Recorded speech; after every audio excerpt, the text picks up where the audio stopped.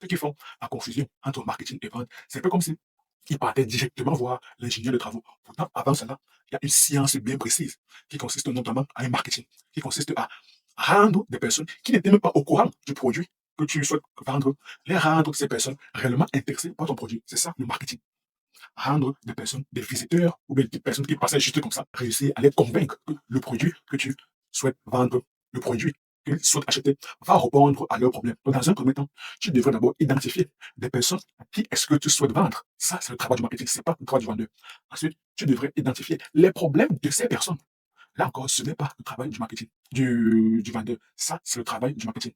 Encore, une fois que tu as identifié ces personnes qu'on appelle l'avatar dans le jargon du marketing, le persona, donc le potentiel client, le client idéal, tu as défini son portrait idéal, tu connais ses problèmes, ses problématiques, ce qui l'intéresse réellement. Il faudrait que la solution, il faudrait que ton produit puisse être la solution à ces différents problèmes. Donc, tout cela, ce n'est pas encore la vente. Dans le marketing, on s'intéresse au client, du moins au potentiel client. On s'intéresse à résoudre ses problématiques. De manière à ce que notre produit, qu'on souhaite commercialiser, qu'on souhaite vendre, puisse réellement répondre à leurs problématiques, à leurs problèmes. Donc, une fois qu'une personne a identifié que ce monsieur, il a bien cerné les différents problèmes, il a bien cerné les différentes problématiques. Et non seulement la solution qu'il m'offre répond parfaitement à mes problèmes. Alors là, nous avons une personne qui est fortement intéressée par notre produit. Et naturellement, pour le commercial, pour le vendeur, la vente sera beaucoup plus fluide parce qu'il n'a plus à se demander si la personne est réellement intéressée ou pas.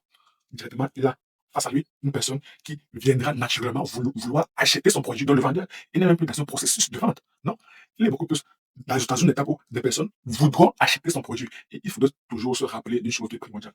Les personnes n'aiment pas qu'on leur vende quelque chose. Par contre, tous les jours, des personnes achètent des choses avec le plus grand sourire, de manière naturelle. Donc, le travail du vendeur ne consiste pas réellement à vendre le produit, non. C'est pour ça que l'étape du marketing est primordiale. Parce que, à l'issue de l'étape du marketing, nous aurons des personnes qui sont fortement intéressées par notre produit et qui voudront acheter. Donc, lorsqu'elles passeront à l'étape de la vente, le vendeur ne sera plus là à supplier la personne d'acheter le produit. Parce que vendre, c'est pas comme si tu suppliais, tu forçais la patte à une personne de vouloir acheter ton produit.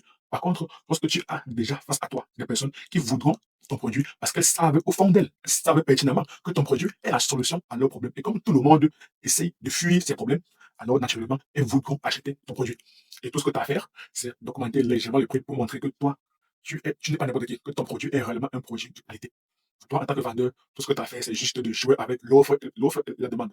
Parce que les personnes sont réellement intéressées. Donc maintenant, tu essaies de bien jouer cela. Tu essaies de faire en sorte que l'offre soit toujours inférieure à la demande, de manière à faire naître dans leur esprit un sentiment d'urgence et de rareté. Tu leur fais comprendre que ton produit est un produit rare et un produit qui va réellement les intéresser, qui va réellement apporter, qui va réellement faciliter leur vie. Donc clairement, dans le travail du vendeur, tu n'as pas à te soucier réellement du marketing parce que tu as déjà face à toi des personnes qui sont intéressées par ton produit. Donc, tout ce que tu as fait, c'est réellement de jouer avec l'offre et la demande, ce qui est même la base de l'économie, que ce soit la microéconomie ou bien la macroéconomie. Donc, j'espère avoir été beaucoup plus clair dans cette distinction, cette nuance entre le marketing et la vente. Les personnes, lorsque je vois qu'elles passent le temps à publier leurs articles sur les sachets WhatsApp ou bien sur Facebook ou bien sur Twitter en mettant juste la photo de leur article, en mettant juste le prix, moi je me demande toujours comment est-ce qu'elles font pour réussir à avoir des clients. Et même si elles ont des clients, est-ce que ces personnes-là ont des clients de manière régulière? Est-ce qu'elles ont des clients de manière prédictible, prévisible?